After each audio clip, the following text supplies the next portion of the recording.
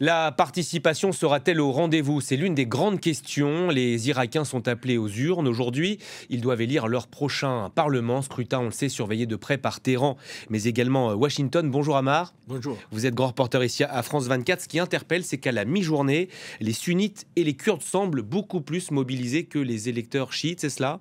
Exactement.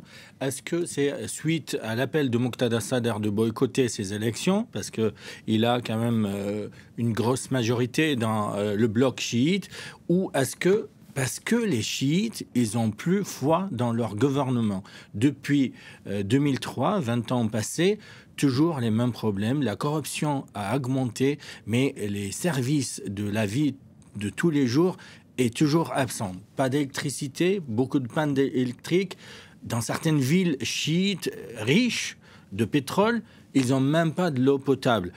Là, l'élite chiite, aujourd'hui, il est vraiment vit parallèlement de la société irakienne. C'est une société fermée à l'intérieur de la société.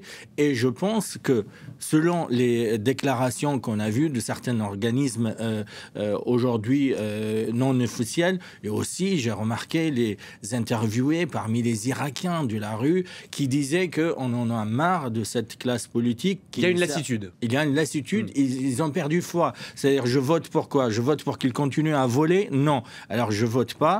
Et je laisse ces politiques corrompus dans leurs problèmes à eux. Nous, ce qu'on cherche aujourd'hui, c'est qu'on ne veut plus de guerre. On ne veut pas être mêlé à une guerre qui n'est pas la nôtre. Et on veut vivre dignement. Si on regarde le niveau des richesses et des ressources qui sont dans notre pays, on doit avoir une vie qui ressemble aux pays de Golfe.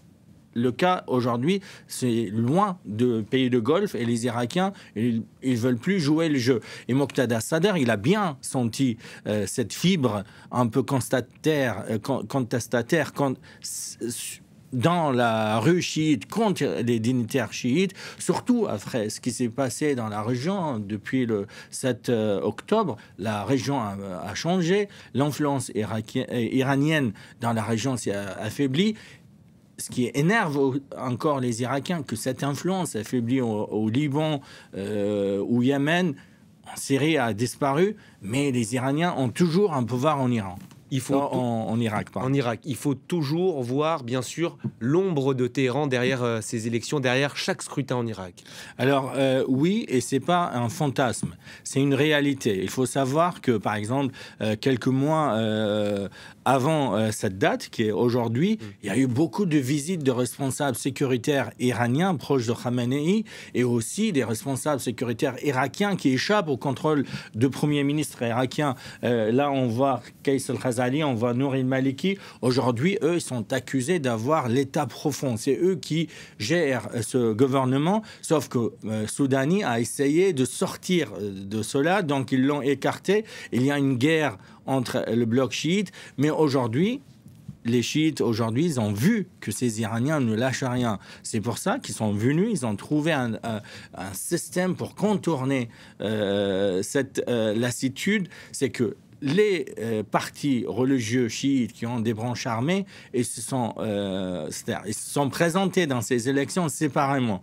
Parce que, en fait, ce qui est important dans les élections législatives en Irak, c'est pas celui qui va gagner aujourd'hui après 24 heures des votes, ils vont annoncer les gagnants. C'est ce que j'allais vous dire, il y a un jeu d'alliance qui s'opère toujours après les résultats. Exactement, et ils ont bien compris ça, et l'Iran, à chaque fois, elle a aider ces partis, l'État profond, à prendre le pouvoir à ce moment-là, au moment de fabriquer ou fonder le bloc parlementaire majoritaire qui aura la possibilité de présenter un chef de gouvernement. Donc c'est pour ça qu'il y a cette influence iranienne qui reste quand même puissante, qui est là, présente, parce qu'ils ont cette pirouette politique que la constitution irakienne posée par les pro-iraniennes à l'État irakien permet cette période pirouette politique qui permet à ces religieux pro-iraniens de continuer et perdurer malgré les contestations de peuple irakien.